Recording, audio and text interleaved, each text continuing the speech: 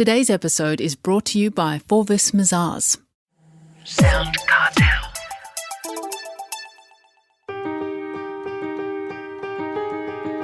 From SoundCartel, I'm Nicole Goodman, and this is Business Essentials Daily.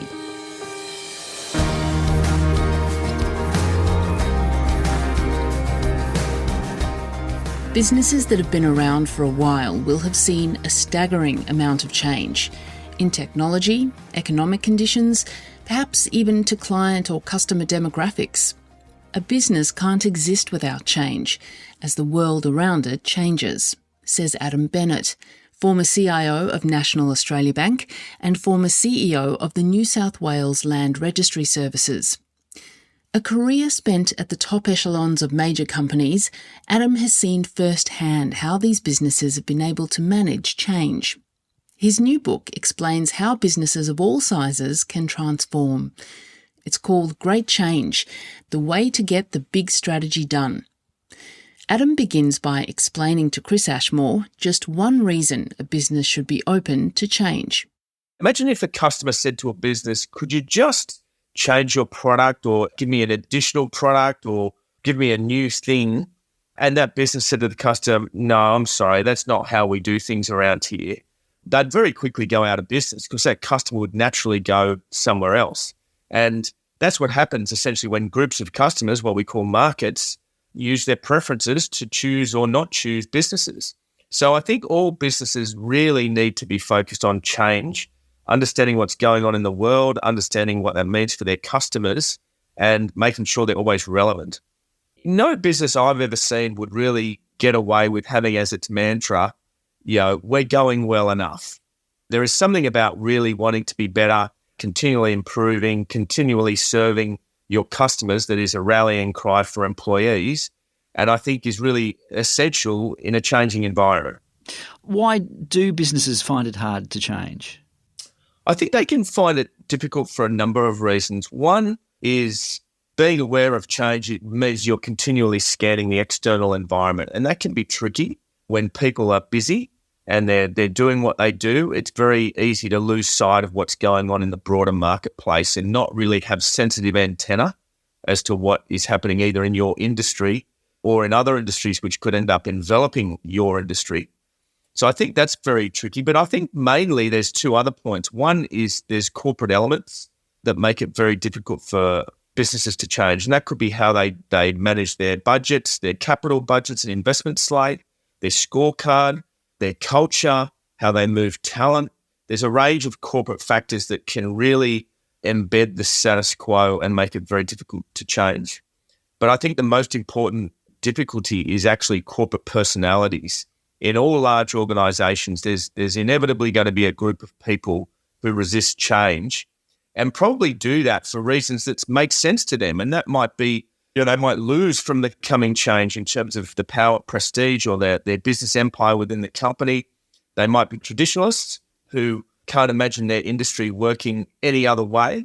They might be autocrats who just want to tell everyone what to do, or they might be someone who just wants to kind of push all of this into the long grass because they're looking at, retiring in a year or two and they just don't want the grief. Like, there's a range of different personalities that can really affect whether a company grabs hold of change and then gets on with it. Mm. So how do business owners, how do they change? How do they look to move ahead?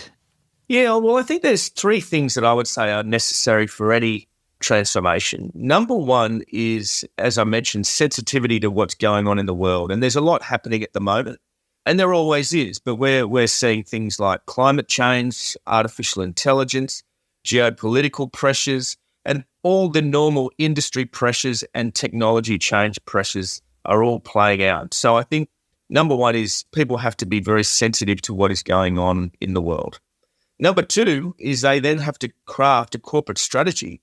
What are they going to do about those forces? What is their goals? What is their objectives? What are they actually wanting to do in response to that disruption or that pressure?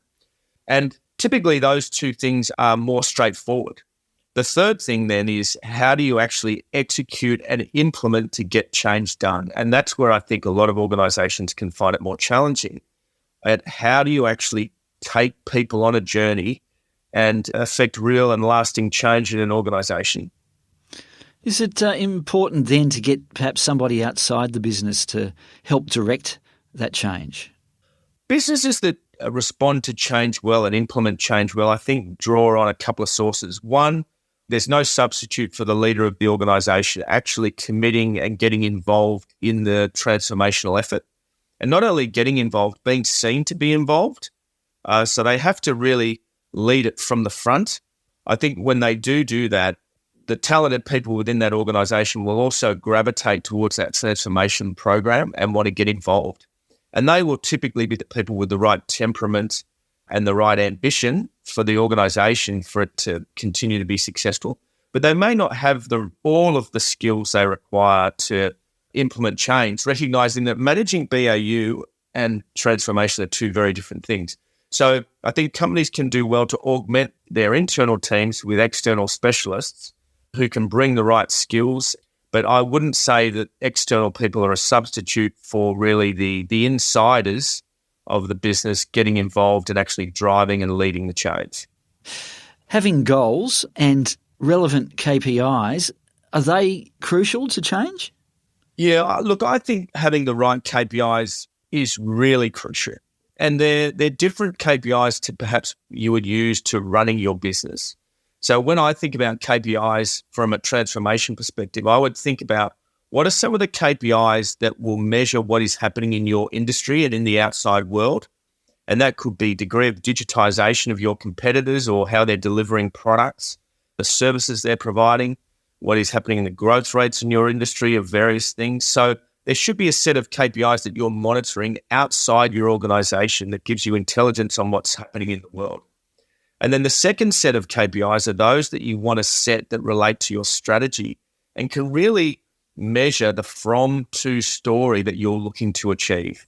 So it might be, again, internally, the degree of digitization that you have internally. So that might be a number now, might be 10% of all your transactions are delivered digitally, and your goal might be 100%. So right there you have a measure that you can track to give you a sense of where are you on that journey to delivering what your ultimate goal is. Do you have an example of a company that's been obvious that they've developed and succeeded through that change? Companies that are several decades old typically have demonstrated an ability to ride the waves of change. And that might have been technological change, that might have been social and economic and geopolitical change. So any company that's over 100 years old obviously must be doing something right in terms of having survived and thrived throughout all of those changes. Because if you think of just the last kind of 30 years, we've had the fall of the Berlin Wall, we've had the dot-com boom, we've had the GFC, we've had COVID. So we've had all of these external pressures that have impacted companies. And if you go further back, there's even more.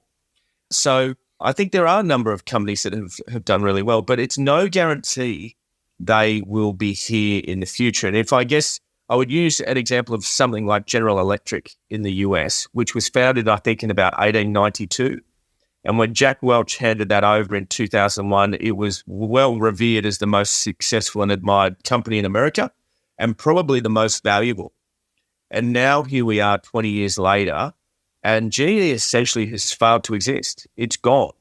So it's been broken up, its parts have been sold off, and the GE that lasted all of those decades successfully adapting to change hasn't made it. And so it's a pretty sobering lesson that just because you've been successful in the past doesn't mean you're going to be successful into the future. So you have to remain aware of what's going on in your industry and in the world, be ready to craft a cogent strategy to address that, and most importantly, you have to be ready to implement and change the organisation to make it successful through time.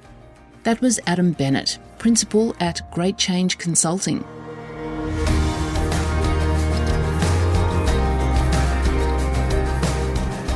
This episode of Business Essentials Daily is produced by the team at SoundCartel. Thanks for listening. I'm Nicole Goodman. We'll bring you more Be Daily tomorrow. Follow at BE Daily Podcast across social media and head to bedaily.com.au for more from the Business Essentials Daily podcast. SoundCartel. This episode was brought to you by Forvis Mazars. To find out more, visit forvismazars.com/au. That's FORVISMAZARS.com/au.